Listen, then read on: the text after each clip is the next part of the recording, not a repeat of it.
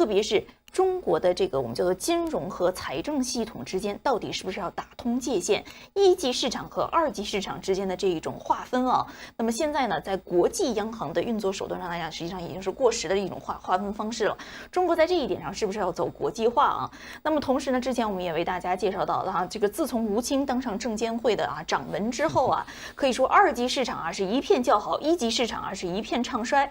现在一级市场这些风投也出来说话了，说你也得给我们一条活路到底怎样平衡让企业 IPO 获得融资、获得成长的资本，再让投资者从企业的成长中获得回报，这两方面之间的关系，今天稍后我们再为大家进行有关介绍。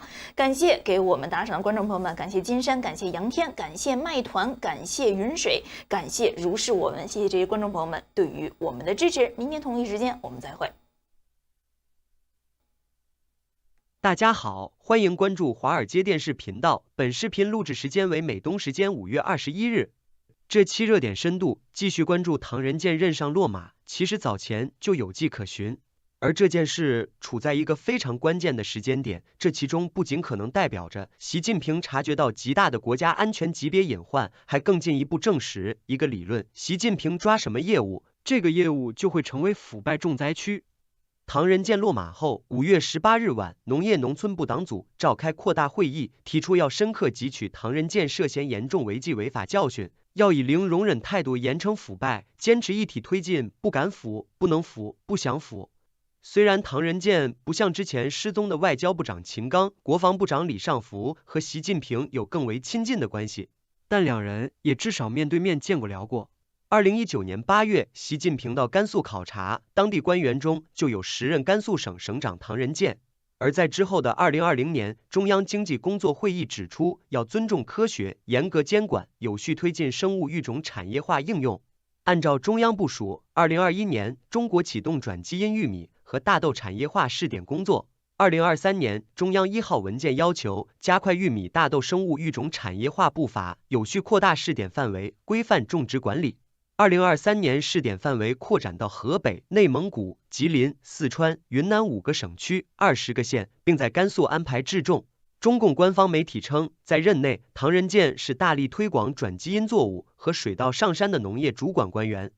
2023年12月25日，中共农业农村部在官网发布第739号公告，宣布已向85家企业发放农作物种子生产经营许可证。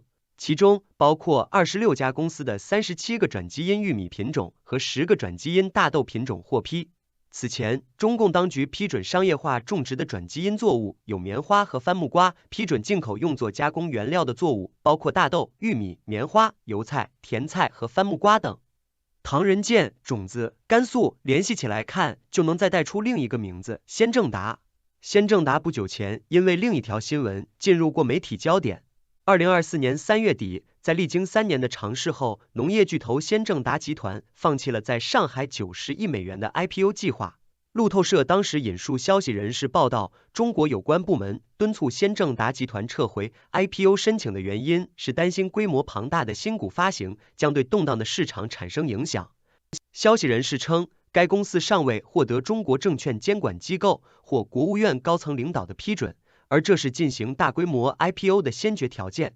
消息人士指出，先正达3月收到中国证监会的非正式指示，要求其撤回这宗大规模上市的申请后，上市计划最终搁置。消息人士又说，此次撤回是因为中国政府部门担心大规模 IPO 可能对脆弱的股市造成影响。先正达上周五称，撤回 IPO 申请是基于对自身发展战略与全球行业环境的全面考量后的审慎决定。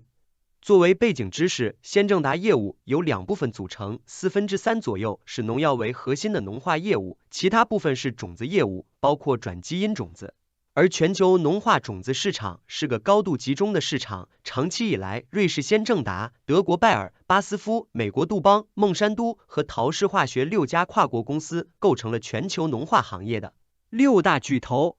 2017年6月，中国化工集团公司最终以430亿美元达成了交易协议，并于8日完成对瑞士先正达的交割。当时，中国化工拥有先正达 94.7% 的股份。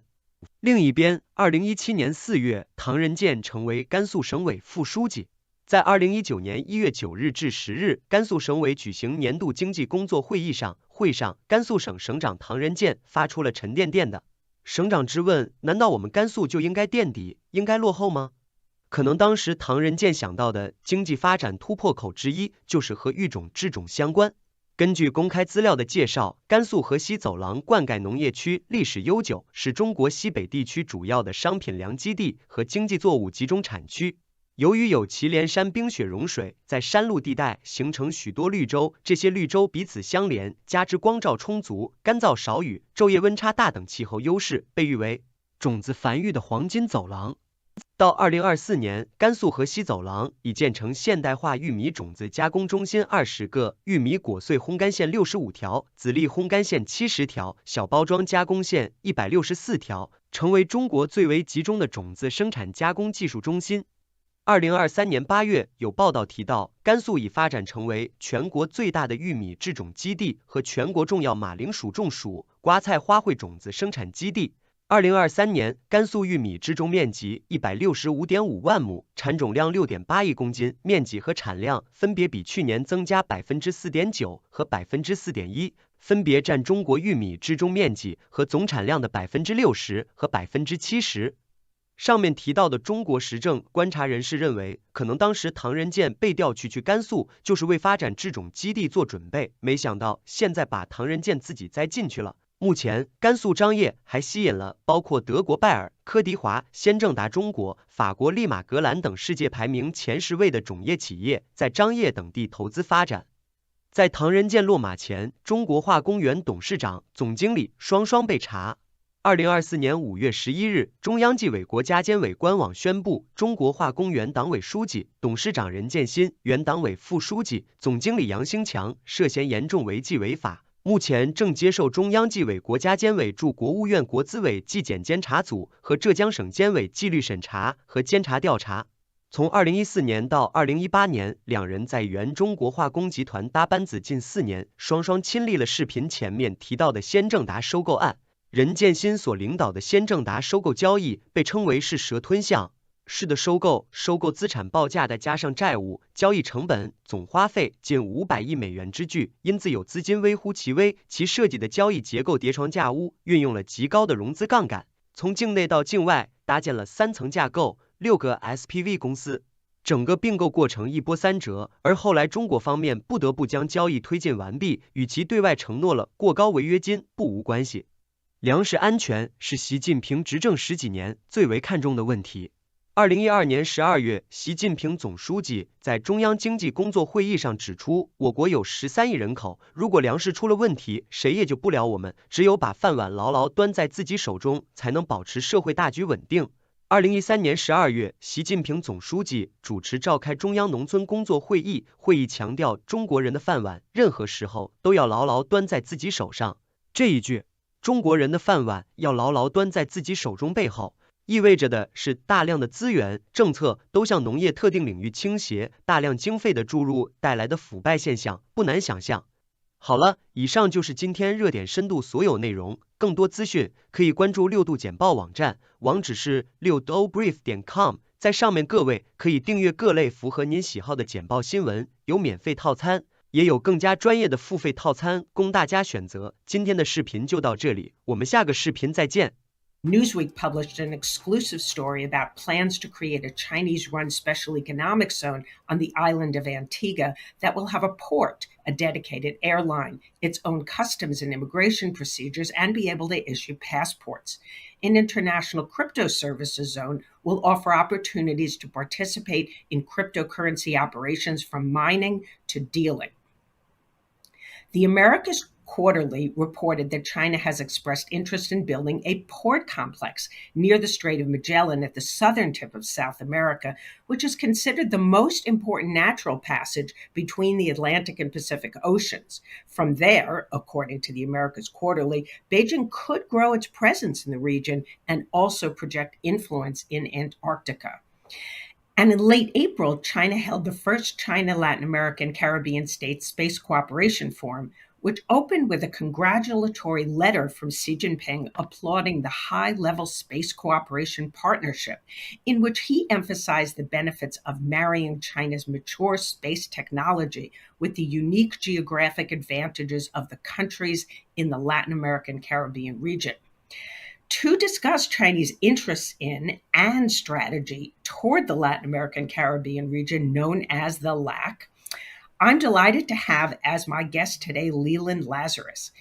Leland is the Associate Director of National Security at Florida International University's Jack D. Gordon Institute of Public Policy and a leading expert on China-Latin America relations.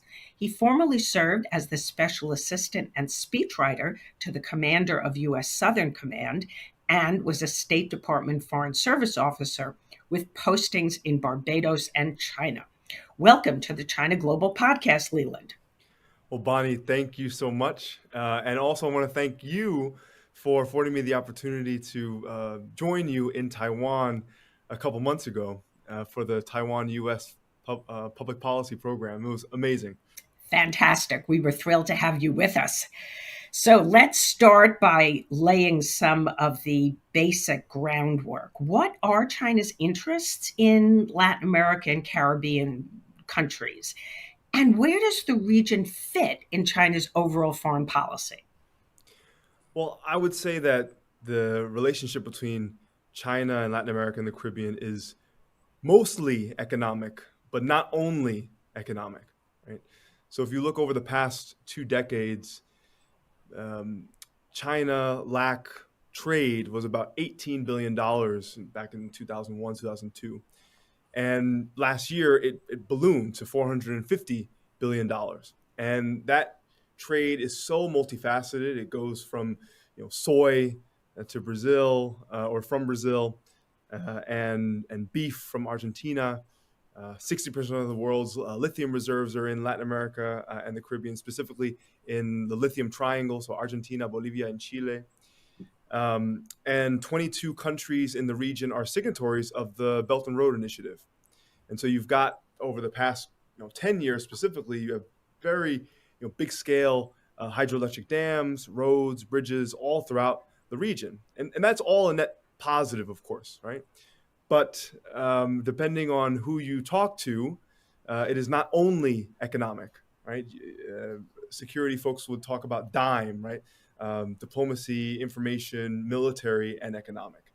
And so the economic relations that China has been building has also expanded its diplomatic fronts, right? In order to get countries to support a community of a shared destiny, right? And of course, Belt and Road.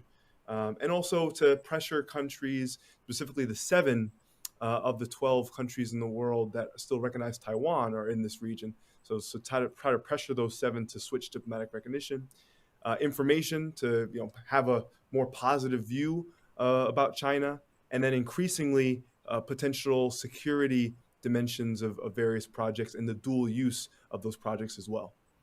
So you mentioned the Belt and Road Initiative, which, of course, hit its 10-year anniversary last year. How has that initiative, which really is part of Xi Jinping's flagship foreign policy achievements, as he claims, how has it been implemented in LAC countries, and how has it changed over time, and where has it been successful and perhaps where not been so successful?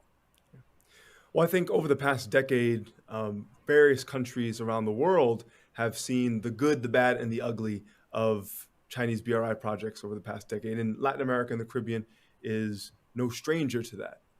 One infamous large-scale project in the region that now everybody knows about is called the Coca-Cola Sinclair Dam, the hydroelectric dam that was built in Ecuador by a state-owned enterprise called Sinohydro. And it was completed in 2016. It was going to give megawatts of electricity to a rural area in Ecuador along the Coca River. And you fast forward to today, and now it's got 17,000 cracks in it. It's causing environmental erosion along the Coca River. It's impacting local indigenous communities. And now the Ecuadorian government is suing Sinohydro for that kind of shoddy work, right? So you have instances of certain projects throughout the region that have been engaged in corruption or labor violation or environmental damage and things like that. Not all, of course, right? But certainly quite a few. And so we've been seeing over recent years how Xi Jinping has been focusing on how BRI is going to be, xiao er mei, right? Small but more beautiful. And we're seeing that playing out in Latin America and the Caribbean as well. You're seeing a transition from funding these large-scale infrastructure projects to more smaller and more targeted projects specifically focused on renewable energies. And I want to lift up the research of a great colleague and mentor of mine, Margaret Myers of the Inter-American Dialogue, who a couple months ago came out with a great insightful report on Chinese new infrastructure projects, right? Think electricity grids, think electric vehicle manufacturing plants, and the export of solar panels as well. So we're seeing that happening in Latin America and the Caribbean, as well as elsewhere in the world. As of late 2022, Power China apparently had more than 50 ongoing projects across 15 Latin American countries. So why is China investing heavily in energy development in the region? Well, because the need is definitely there. Think of this statistic, and this was from a recent Economist article, that 60% of all electricity generated in Latin America and the Caribbean comes from renewable energies, right? And you see that need from the domestic side in Latin America and the Caribbean, and then on the other side, from the China side, you're seeing how there's an increased investment in the Xinsaniyang, right? The three types. You've got electric vehicles, you have lithium ion batteries, you have solar panels. And so there's been a massive increase of Chinese exports of those three sort of renewable energy components in Latin America and the Caribbean. Think about this, from 2021 to 2023, the amount of EVs and solar panels and lithium ion battery investments from the part of Chinese entities in Latin America and the Caribbean almost doubled, from about 5 billion to almost 10 billion.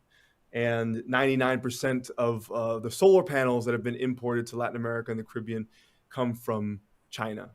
And of course, you also have other examples like State Grid, like you mentioned, just bought two of Chile's largest electricity distributors, right? And then also in Peru, various Chinese entities are set to control a lot of the electricity in Lima.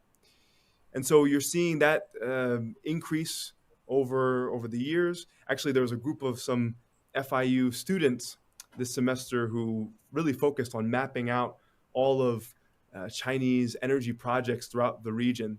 And they found that really there's big three companies involved in this: State Power Investment Corporation, China Three Gorges, and Sinohydro.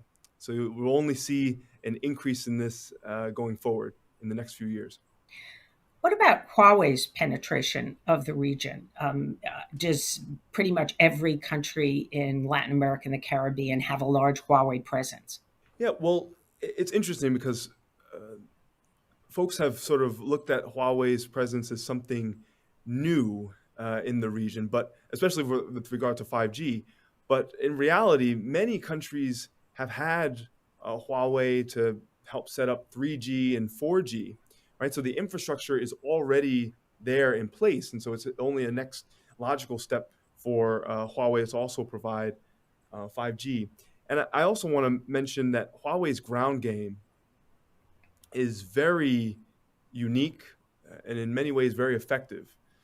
Another colleague of mine, Julie Zheng, here in FIU, she just finished a report about Huawei's expansion in Brazil. And she, in traveling to Brazil and talking to local officials, current and former officials, and people in the business sector, she found out that under the previous president of Jair Bolsonaro, when he was much more amenable to basically banning Huawei in the country, that received a lot of pushback from local business people, especially in the telecommunications space, who basically said, hey, Huawei is providing great services for a third of the price of some of its competitors, Nokia and Ericsson. And so it only makes economic sense for Huawei to be in Brazil. And Huawei also decided to work with a former president, Michel Temer, in order to help to advocate for Huawei in local legislatures and things like that for Brazil. And of course, now the current president, Lula da Silva, he traveled to Beijing last year and visited Huawei headquarters. And so it seems as if Huawei's ground game is quite effective in recent years. Peru has been in the spotlight because of a new megaport, Chancay, which will be inaugurated at the end of the year. Apparently, it's 60% owned by COSCO, China Ocean Shipping Company, which, of course, is one of the largest shipping companies in the world. And this year, Peru is going to host APEC, the Asia-Pacific Economic Cooperation Summit. What's the role of Peru in Beijing's strategy toward the region? And, look at it from the perspective of Peru. What's their interest in an approach to China? Well, the way it works now, right, without the port of Chancay, is, of course, Peru exports a large amount of copper to China and, of course, other products. But right now, usually all that copper and other resources are shipped to the port of Callao, and then the container ships have to go up north to either the port of Manzanillo in Mexico or the port of Long Beach in California, and then it gets, of course, put on larger ships and sent across the Pacific. In total, that takes about 35 days for products from Peru to reach ports in China. The port of Chancay, once sort of finalized, would cut that down by 10 days. And so you're saving a lot of time, you're saving a lot of money, and you're opening up a direct path between Peru across the Pacific to China and elsewhere in the Pacific. This is very advantageous for Peru, of course, that continually wants to be seen as sort of a Pacific power as well. That's why it's a huge honor for Peru to host APEC later on in November. But there are also real concerns about the port of Chancay. And in fact, recently, the Peru's National Port Authority has actually stopped the project to revise or to at least try to revise the contract that was made between COSCO and Peru, because in that contract, it said that COSCO would have exclusive use of the port once it is created. And so they're trying to really renegotiate that going forward.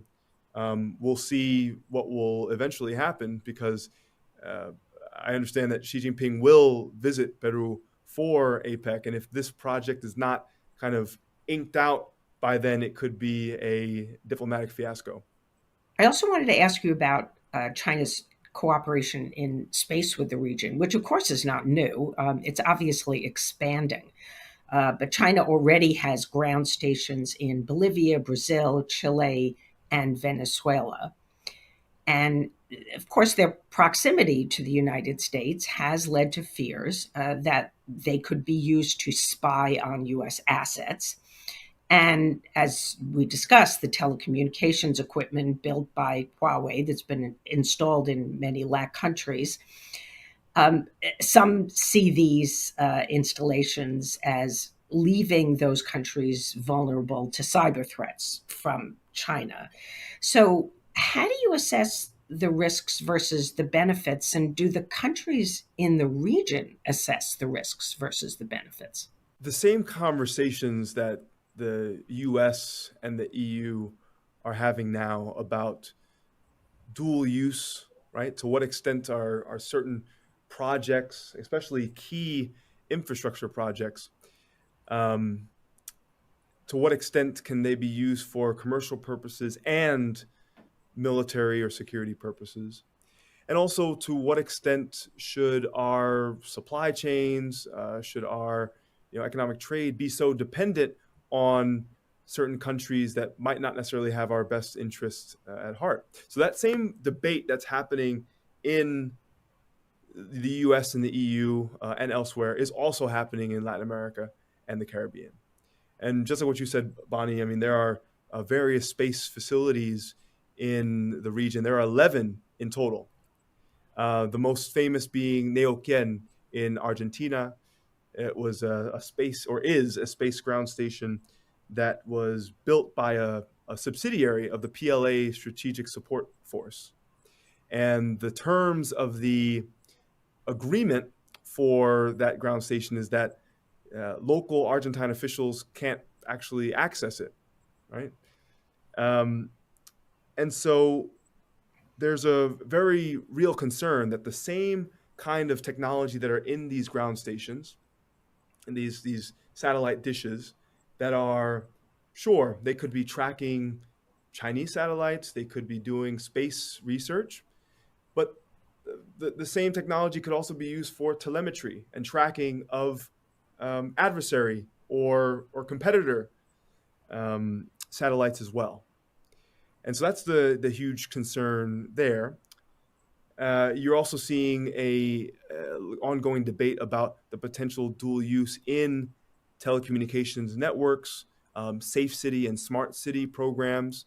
Now, security is a huge issue in Latin America and the Caribbean. And so various cities across the region are looking to see what is the latest technology that we can use in order to try to keep our people safe from the wave of violence from transnational criminal organizations. And some cities have turned to Huawei, ZTE, Dahua, Hikvision, right, to set up cameras, facial recognition, command centers where they can really help to improve security in the cities. But there's an ongoing debate about to what extent is all that information collected going back to Beijing for potential espionage purposes or potential collection purposes of even U.S. assets or individuals who are in those countries. And then last but certainly not least is ports. We mentioned the port of Chancay, but there are actually more than a dozen, if not dozens, of ports around the whole region that have been financed, constructed, or operated by various Chinese companies. And there is a very real concern that some of these port projects, especially ones that are around strategic lines of communication like the Panama Canal, like the Strait of Magellan, that they could be used for espionage or military purposes later on down the line. And it's not that far-fetched, right? I mean, we've already been seeing certain trends elsewhere around the world. I immediately think of the port of Khalifa in the United Arab Emirates, of which the Wall Street Journal had reported that a Chinese company was building it for commercial purposes, and then intelligence had sort of seen that there could be a military facility on it, or the Ream naval base in Cambodia, right? Which recent reporting shows that there's permanent PLA Navy presence there now. Even the military base of Djibouti, right, in East Africa, was originally created as anti-piracy. It was just going to be sort of a logistics and anti-piracy base, and then over the years, it is now expanded for broader military purposes. And so, if you see that happening elsewhere, there's a real concern that could happen in the next 5-10 years, or God forbid, if there's ever a conflict over the Taiwan Straits, and Chinese entities would want to put pressure on U.S. assets the way that we put pressure on China and its neighborhood in the Indo-Pacific. Then these port projects in Latin America and the Caribbean become ever more important in that regard. Can you talk a little bit about the receptivity of LAC countries to China and maybe distinguish a bit between government and public opinion. If you look at public opinion polling, what does it tell us about the attitudes of some of those countries toward China, and particularly compared to attitudes toward the United States? We see all around the world, there has been, especially in developing countries, I think a growing criticism of the United States, negative opinions about the United States, certainly not everywhere, but what does it look like in Latin America and the Caribbean? Yeah, well, last July, the Pew Research Center had done a global sort of survey about the world's perception of China. And man, China's report card was very, very low, right? Especially in, of course, the US, EU, its neighbors, Japan, South Korea, and so on. However, its report card was highest in two regions: Africa, Latin America, and the Caribbean. And we got to ask ourselves why. Why is that? And I think that there are potentially two explanations for that, right? One is, I heard this time and time again when I was in government, either in the Department of Defense or when I was a foreign service officer as well in the Caribbean, was this sense of frustration with the lack of attention that the U.S. was giving to the region. Of course, there's a focus. You even look at our national security strategy, where they automatically say China is the pacing challenge, Russia is the acute threat. And so the vast majority of our time and our resources go towards Indo-Pacific, goes towards Europe. Makes sense. But I have long believed that we, or rather Washington, is ignoring Latin America and the Caribbean to our own peril. And as the U.S. has been focused on those other priority regions, China has made some real significant inroads. And they have a really strong, full court press when it comes to media engagement. Right? So you've got great ambassadors, Chinese ambassadors with complete fluent Spanish, right? Who are now engaging in TV interviews and putting out op-eds to give China the space, give it its 话语权, right? Its discourse power. But not only that, you also have Chinese media networks entering into local content sharing agreements with various news outlets throughout the region. And so, CGTN, CCTV, Xinhua, so on and so forth, are putting out their content in the region. And various journalists are also getting the opportunity to have full expensive paid trips to Beijing, to Shanghai, to Guangzhou, right? To really see only the beautiful side of China, the incredibly advanced cities, the great advanced technology of its companies, and are purposely not shown the negative parts, right? The human rights abuses, the lack of freedom of speech, and the increasing authoritarian tendencies of President Xi. So I think all of that together has really made an impact in terms of the image that China has in the region. But I do think that is changing recently as there's been more and more resources towards investigative journalists in the region who have been able to really highlight some of the negative impacts of various Chinese projects in the region. Well, you have teed up my last question well, so let me pose it to you. Putting on your policy hat, what should the U.S. be doing to protect and advance U.S. interests? And, what is the best way to compete with China in the region more effectively? Well, actually, this week I just attended what's called the Chiefs of Mission Conference. And this is hosted at U.S. Southern Command, where I used to work. And every year, Southcom convenes all of the U.S. ambassadors throughout Latin America and the Caribbean and other interagency leaders. Think Commerce Department, USAID, Export-Import Bank, everybody who was everybody in the region was there in that room. And I left encouraged.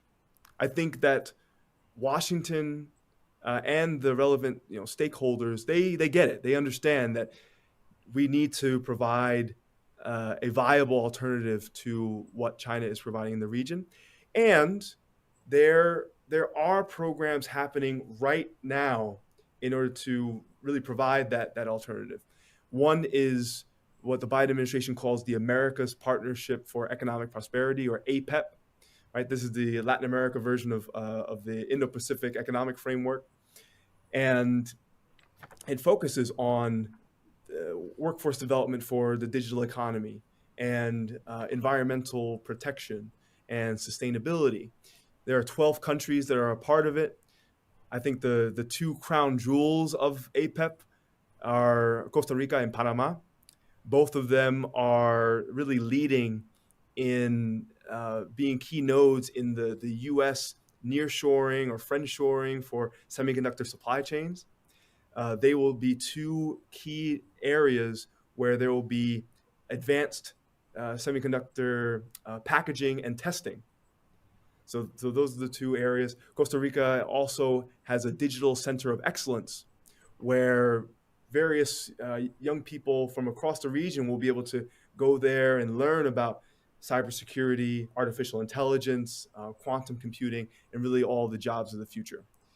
You also have the Development Finance Corporation, which is now giving almost $10 billion in resources to the region in FY23, and its various projects from supporting critical mineral manufacturing in Brazil to a debt for nature swap, I think one of the largest in the world in Ecuador. You have the USAID, right, U.S. Agency for International Development, and the DFC both signing recent agreements with Taiwan's International Cooperation and Development Fund, ICDF, on joint development projects in the region. So you're seeing this momentum building. It's really, really great. Obviously, there needs to be more, but Washington absolutely gets it. U.S. Southern Command absolutely gets it. And I'll sort of leave off with an anecdote, which is Argentina, right? Before just maybe a year or so ago, Argentina was considering potentially buying the JF-17 aircraft from China. There wasn't too much pushback about the Neuquén space facility. And all indications was that a Chinese company was going to be able to build out that port along the Strait of Magellan that you had mentioned. Well, now there's a new president in office, Javier Milei, and the commander of U.S. Southern Command, Laura Richardson. She visited Argentina just last month, and her and Milei both met in the town of Ushuaia, right, where that port would have been, and they inked a bunch of agreements on cooperation.